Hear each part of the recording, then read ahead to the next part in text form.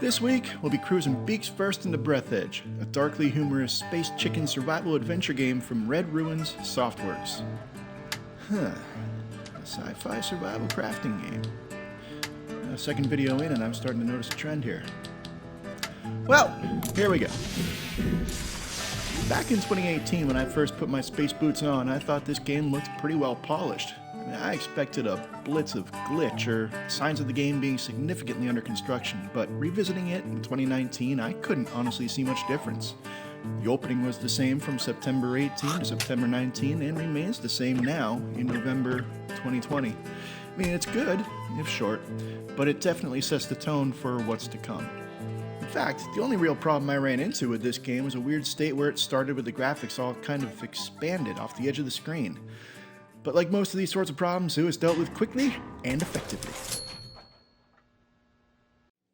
And we're off! We're in space, taking old Granddad to his final resting place when all hell breaks loose. This kind of stuff happens all the time in space, and I think it's honestly the most likely explanation for the Fermi paradox. Have you ever been in space? Or seen a space movie? Do you remember the mirror? Actually, that looks... And this begins the game proper. Throughout the game, we'll be doing a few things over and over again. Eating, drinking, and sleeping. Foraging for materials. Finding interesting things. Building interesting things. And making our way further and further out from our starting room. And the starting period can take some time. You'll be constantly monitoring that O2 level while cruising through space, sometimes far too slowly. The captain's bridge was badly damaged, but the main systems are still functioning properly. Controls-wise, it's pretty standard mouse keyboard stuff, but sometimes it feels a little twitchy when trying to control your velocity or orientation. Of course, that could just be me. I tend to have a large cup of coffee with my large cup of coffee for breakfast, so... The way the camera moves can also feel a little odd at the start. I kept trying to roll to orient myself with what felt like up wherever I was, but you can't always do that. On the plus side, it starts to feel more natural fairly quickly, but you still have to keep track of which way is your version of up, down, left, or right, as space will sometimes just spin on its own as you try to move the camera.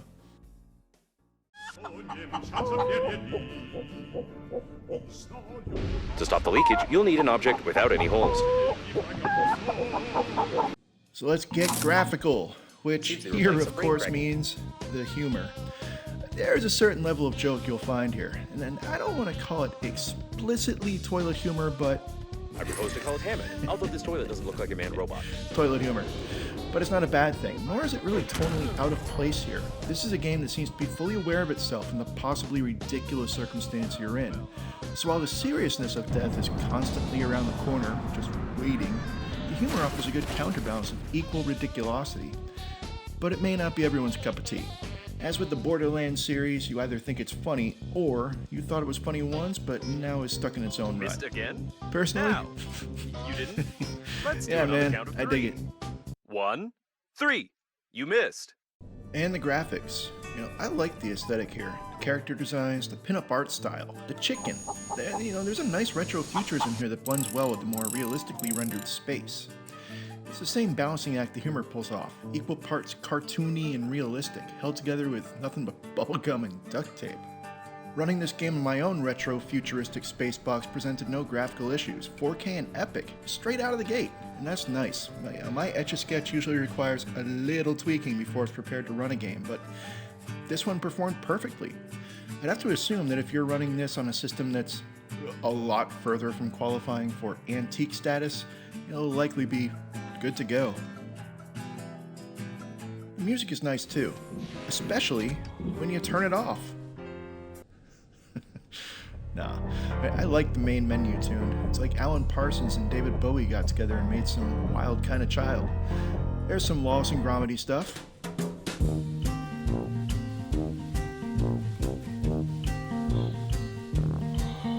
Some nice chill out for your depression.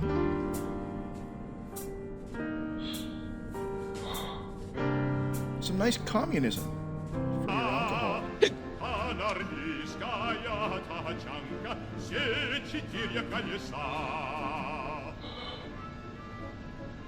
It covers all the bases. And the background music in space is appropriately spacey. Until...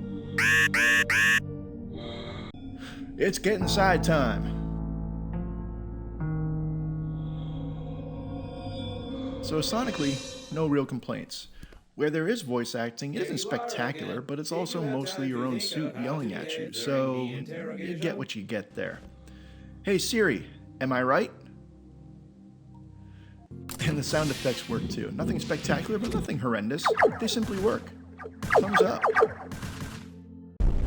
In total, Breathedge is fun, if a little slow to get going. Expanding your working area to get further and further out into the wreckage takes a little time, but it does ramp up as you find more and more resources and blueprints or plans.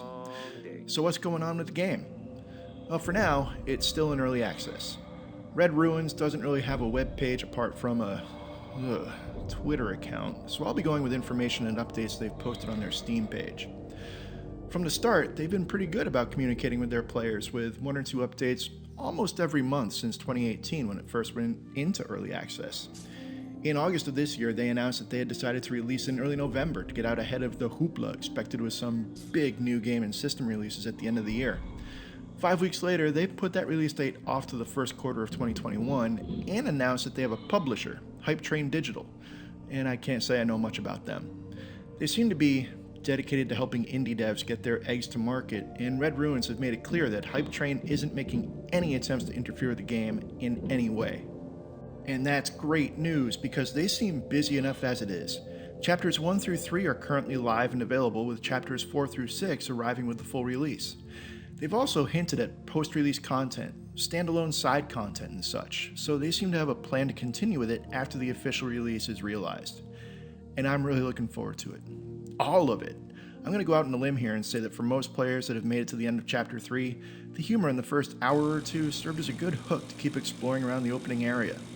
Moving further into the game, the ability to drastically expand your survivability and movement speed serve well to keep that exploration going, offering up more and more to the player truly determined to see it all. With at least 3 more chapters to bungle your way through still on the horizon, this is definitely a game I'll be revisiting. Now, I guess I've really got only one thing left to do here.